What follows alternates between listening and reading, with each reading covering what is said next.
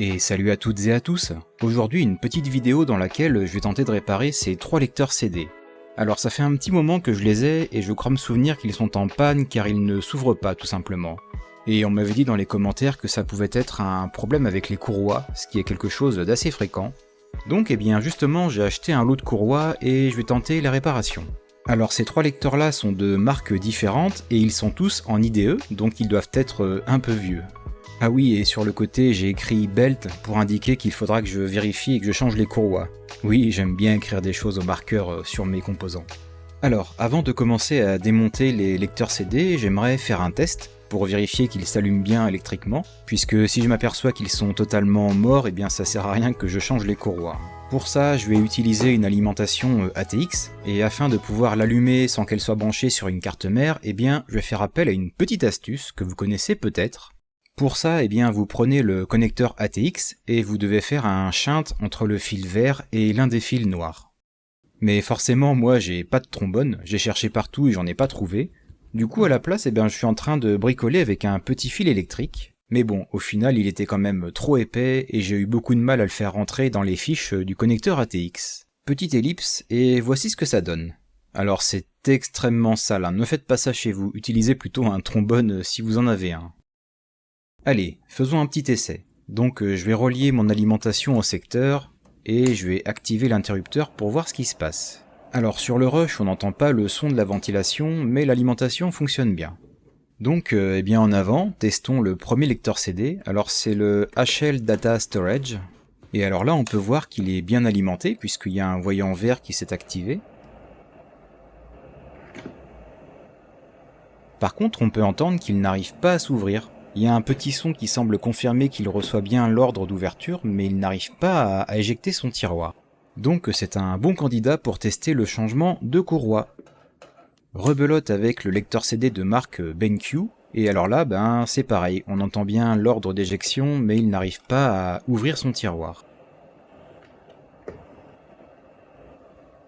Et enfin, je teste le troisième lecteur CD, et lui, je ne sais pas comment le dénommer, puisqu'il n'y a pas l'air d'avoir de marque, c'est un peu bizarre.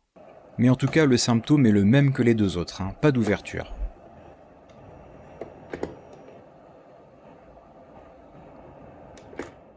Allez, puisque je l'ai dans les mains, ce lecteur CD No Name sera mon premier patient. Je vais donc commencer par le dévisser.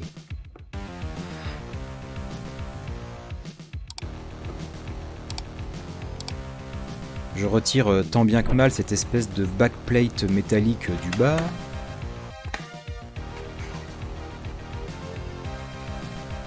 Maintenant, il faut que je retire toute la carcasse métallique.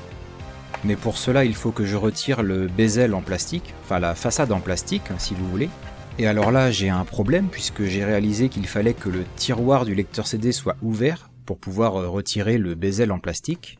Et mon seul moyen pour l'ouvrir, ce serait avec un trombone, mais j'ai pas de trombone, comme j'ai dit tout à l'heure.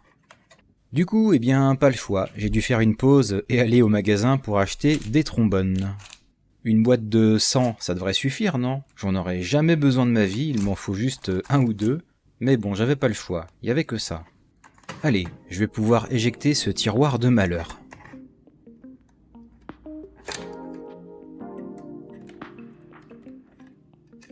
Voilà. Bon, je peux maintenant reprendre le démontage du bezel en plastique. Et comme prévu, une fois que j'ai réussi à le retirer, je peux enfin enlever la carcasse métallique. Alors, on voit la courroie, on la voit même très bien, elle est très accessible.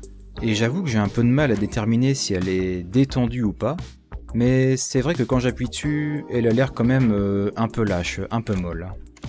Alors c'est la première fois de ma vie que je fais ça, et je sais pas si ça va être facile à démonter, et je sais encore moins si ça va être facile à remonter. Bon, j'ai réussi à l'enlever assez facilement, ce qui voudrait dire qu'elle est peut-être un peu fatiguée, ouais. Maintenant, j'ai plus qu'à trouver une remplaçante dans ce lot de courroies, en sachant qu'il en faut une peut-être un poil plus petite, puisque celle de référence que j'ai enlevée, elle est un peu détendue. Alors regardez ce que j'ai trouvé, ça me paraît pas mal, elle a l'air un poil plus petite, mais ça devrait être parfait. Allez, voyons voir si ça se monte facilement. Waouh, j'avoue, je pensais pas que ça serait aussi facile. Bon bah tant mieux, et en plus ça a l'air de bien fonctionner, regardez. Mais tout de même, avant de remonter, je vais faire un test, pour vérifier que le tiroir fonctionne bien. Ah oui, et je vire ce chinte dégueulasse, et à la place, je mets un trombone. Vous allez voir, c'est quand même beaucoup plus propre. Je croise les doigts, et j'allume l'alimentation.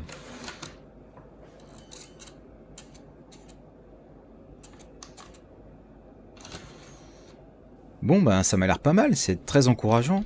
Par contre, avant de crier victoire, il faut que je le remonte puisque je me rappelle d'un des lecteurs CD d'une précédente vidéo où il ne fonctionnait pas quand il était remonté. Allez, c'est le moment de vérité. Je rebranche le connecteur Molex et il n'y a plus qu'à tester. Youhou! Victoire totale! Bien, j'avoue que je suis à la fois soulagé et content puisque je pensais pas que ce serait aussi simple à réparer. Je pensais que ces lecteurs allaient finir à la déchetterie, mais en fait ça va, c'est une réparation très accessible. Et du coup, le petit coup de marqueur de la victoire pour indiquer que ce lecteur n'est plus défectueux.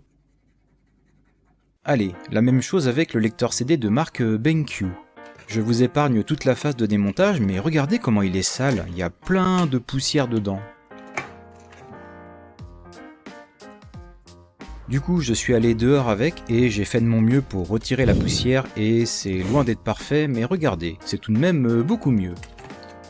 Et c'est intéressant de noter que la courroie est beaucoup plus grande que l'autre, regardez ça.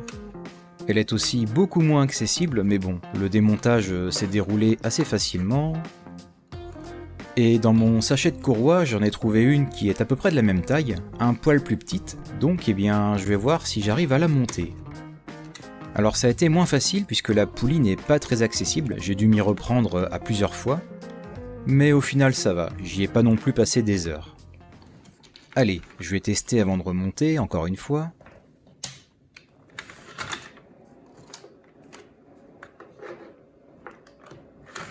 Et ça a l'air vraiment pas mal, c'est très prometteur, hein. Je pense que ce deuxième lecteur CD est en bonne voie pour être réparé lui aussi.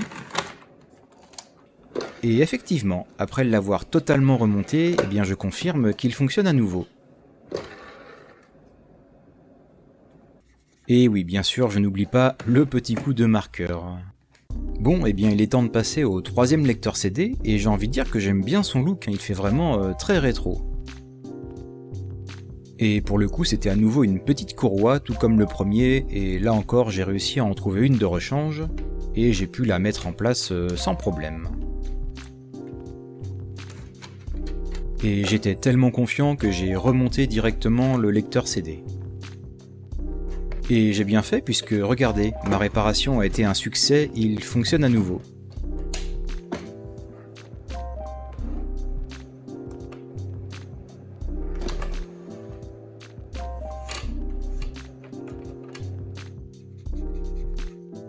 Au final, je suis très content d'avoir sauvé ces 3 lecteurs CD d'un aller simple à la déchetterie. Surtout que le lot de courroies ne coûte que 5 €, et encore je pense qu'on peut les trouver moins chers sur eBay, mais en tout cas ça valait vraiment le coup. Voilà, c'est tout pour cette vidéo, si elle vous a plu, n'hésitez pas à vous abonner ou à mettre un petit commentaire, et en attendant, je vous remercie d'avoir regardé, je vous dis à bientôt.